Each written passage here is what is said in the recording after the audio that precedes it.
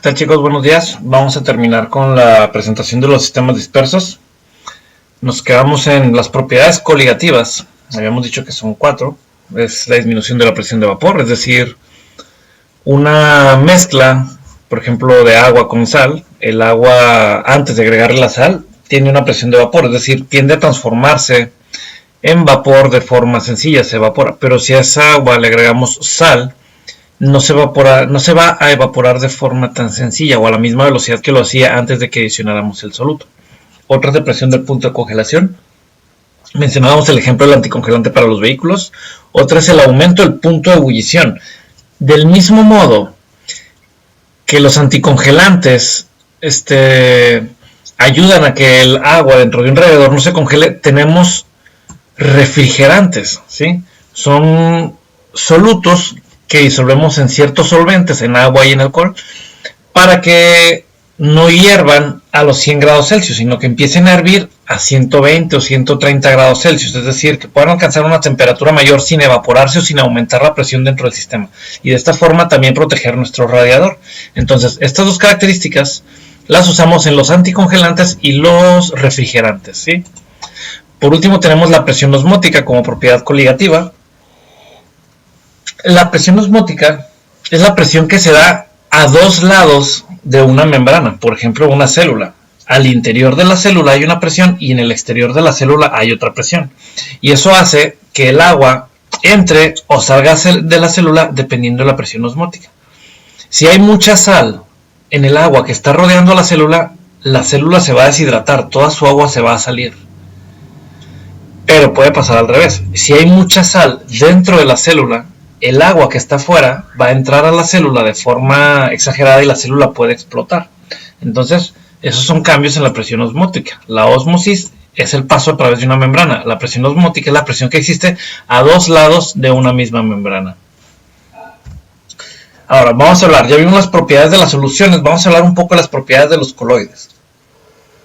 Los coloides poseen partículas dispersas, es decir, el soluto posee un mayor tamaño que las de un soluto en la solución. Es decir, si yo disuelvo azúcar en agua, el azúcar se va a disolver y las partículas son tan pequeñas que el agua permanece transparente. Cambia un poco su color, pero sigue siendo transparente. Los coloides, por el contrario, el agua la vuelven opaca. Ya adquiere un color que no nos permite ver a través de ella. Si yo pongo en una jarra con agua un sobre de suco, estos endulzantes o saborizantes de agua, puedo ver que le va a dar color y aparte va a hacer que el agua pierda su transparencia. O sea, el agua va a volverse totalmente amarilla, totalmente anaranjada y no voy a poder ver ya a través del agua, ¿sí? A diferencia de si solamente es agua con azúcar, ¿sí? ¿A qué se debe esto? A que el tamaño de las partículas de los coloides es desde 1 nanómetro hasta 100 nanómetros, es decir, es mayor que las partículas en las soluciones. Al ser más grande, dispersan la luz, es decir, pueden hacer que la luz rebote en ellas o pueden hacer la luz que se vuelva visible, ¿sí? Entonces, las partículas de coloides no son simples así, no son vistas o visibles a simple vista, ¿sí? A pesar de ser más grandes, de todos modos no las podemos apreciar con nuestro ojo desnudo. Podemos utilizar algún microscopio y apreciar las partículas que van a estar suspendidas de forma perpetua en el agua. ¿Por qué perpetua? Porque si fuera una suspensión y no un coloide, esas partículas irían al fondo, pero en el caso de los coloides no se precipitan, permanecen por completo suspendidas, ¿sí? Eso se debe a que poseen carga eléctrica que hace que se repela de otras partículas que son iguales a ellas. Es decir, si todas las partículas en un sobre de suco son iguales entre sí, poseen la misma carga, se van a repeler. Entonces no van a querer acumularse en el fondo, sino que van a estar repeliéndose hacia arriba en la mezcla. Luego, características de los coloides. Es fácil identificar la fase dispersa y el medio dispersante, ¿sí? Pero les digo, no a simple vista. O sea, podemos identificar a simple vista, se trata de un coloide porque no cambia no es translúcida la mezcla y cambia de color, dispersa la luz, ¿sí? Pero no puedo decir, mira, estas son las partículas del soluto, ahí batallamos, ¿sí? Ahora, la fase dispersa es la sustancia que queda suspendida en la fase dispersante, igual que en las soluciones. Un ejemplo de coloide, el humo. El humo está formado por partículas sólidas, aunque todos crean que es un gas, no, el humo es sólido, ¿sí? Por eso es que algunas ollas, algunos sartenes tienen en la parte de abajo algo que le llamamos hollín, ¿sí? Cuando hacen comida por ejemplo, que hacen discada, si tocan la parte de abajo del disco está llena de polvo negro, eso es el humo.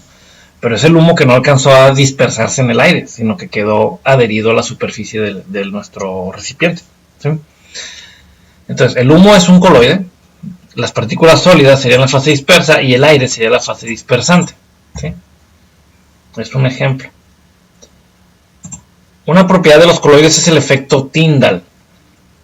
El efecto Tyndall es cuando se vuelve visible la luz a través de una mezcla, ¿sí? De una mezcla. Por ejemplo, yo tengo un vaso con agua y le disparo con un rayo láser y no se va a ver el rayo láser en el agua. Yo voy a ver que el vaso va a tener destellos rojos, pero no voy a ver la luz nítida, ¿sí? Voy a ver el punto final nada más del rayo láser. Pero en los coloides nosotros vamos a poder ver la línea, literalmente vamos a poder ver la línea que aparece, o sea, la línea del viaje de... Pues ahora sí que de la luz. Déjenme ver, aquí tengo en otra presentación una imagen del efecto Tyndall, pero está movida, perdón, no se va a poder. Bueno, muy bueno, sí se va a poder.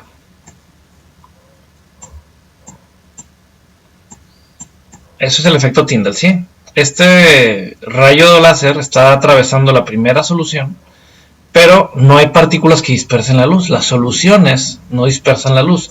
Por el contrario, los coloides o las partículas coloidales sí dispersan la luz. En este caso, el coloide no adquiere un color la solución que lo vuelva opaco, sigue siendo transparente, pero sus partículas son de suficiente tamaño para dispersar la luz. Esto de aquí es el efecto Tyndall, ¿sí? Ok, entonces ese efecto se debe a que las partículas coloidales son lo suficientemente grandes para dispersar la luz, ¿sí? Siguiente, otra propiedad de los coloides es el movimiento browniano, ¿sí? Si ustedes llegan a ver con un microscopio partículas coloidales, van a ver que se mueven sin sentido. Como están chocando entre ellas por sus cargas similares y se repelen, se pueden repeler hacia arriba, hacia abajo, a la izquierda, a la derecha, hacia adelante, hacia atrás, o dos veces adelante, otras veces atrás. Entonces puede tener un movimiento totalmente aleatorio. No es como que, tiene movimiento con sentido, van siempre hacia la derecha. O tiene un movimiento consciente, por ejemplo los parásitos que tienen, aunque se mueven a lo loco, tienen una especie de patrón de movimiento. Las partículas coloidales no. Ahora, en teoría no vamos a ver las partículas, vamos a ver la luz que reflejan las partículas, pero pues es literalmente lo mismo, ¿sí? Siempre vemos el reflejo de la luz en los objetos, nunca vemos el objeto en sí. Por ejemplo, al ver la pared yo estoy viendo la luz que choca en la pared y esa luz regresa a mis ojos. Pues es lo mismo, ¿sí?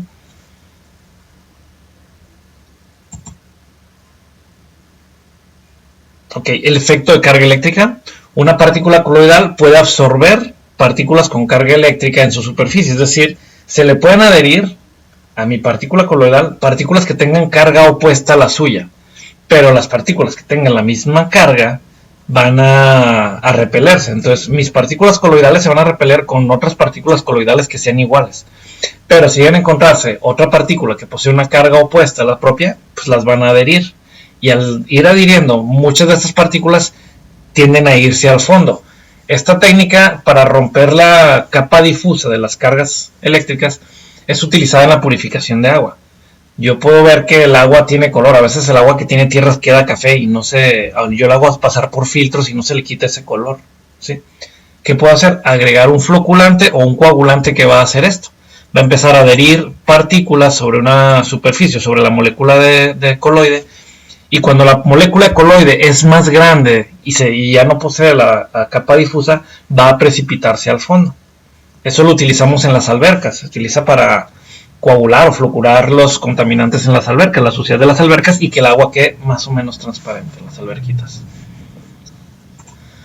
Por último tenemos una tabla comparativa entre soluciones, coloides y suspensiones. La primera diferencia y la más importante es el tamaño de partículas, ¿sí? Para las soluciones, las moléculas van desde 0.1 hasta 1 nanómetro. En los coloides desde 1 nanómetro hasta 100 nanómetros y las suspensiones de 100 nanómetros en adelante, ¿sí? Las suspensiones habíamos dicho que es como poner, bueno, como los jarabes, que tienes que agitarlo siempre para las medicinas jarabes, para poder asegurar que la dosis que vas a ingerir sea correcta, para que no esté en el fondo el principio activo de la medicina.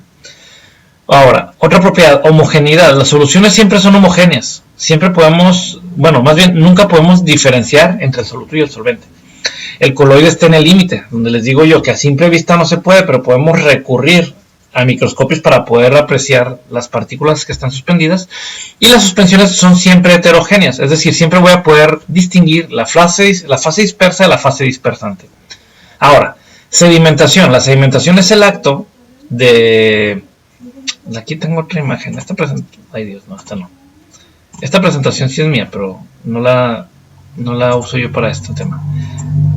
Esto es una suspensión, ¿sí? Tengo un aceite claro. Al aceite le puedo agregar algunas especias. Si agito el aceite con las especias, puedo suspender la mezcla. Es decir, puede verse como si fuera un solo ingrediente. Pero al cabo de unos segundos empiezan a separarse las diferentes fases. Y la fase dispersa empieza a precipitarse. Esto es la precipitación, ¿sí? Entonces, en las soluciones no hay sedimentación, nunca se sedimentan. Los coloides tampoco sedimentan, solo las suspensiones sedimentan cuando están en reposo. ¿Pero qué puedo hacer para evitar la sedimentación? Volver a agitar mi suspensión y ya. La filtrabilidad, es decir, yo podré separarlos utilizando papel filtro o un filtro de estos que venden para agua. Las soluciones no, es decir, con un filtro tú no puedes quitar la sal del agua, necesitas otros componentes especializados para hacerlo. Los coloides tampoco pueden filtrarse, pasan a través del papel filtro como si nada. Necesitamos o filtros especiales o medios físico-químicos como cambio de temperatura o intercambio, membranas de intercambio o electrodiálisis, algo así. Pero las suspensiones sí se pueden filtrar, ¿sí? Por último, la dispersión de luz. Las soluciones no dispersan la luz, por eso son transparentes. Los coloides sí dispersan la luz, por eso el efecto Tyndall. Nosotros podemos ver el rayo de luz cuando incide en un coloide. Y por último, las suspensiones obviamente dispersan la luz. Eso quiere decir que no dejan pasar a la luz. La luz llega y choca con ellas y rebota en otra dirección. Por eso nosotros no podemos ver a través de ellas. Y esto sería todo para sistemas dispersos, chicos. ¿Sí? Su examen semestral llega hasta este tema.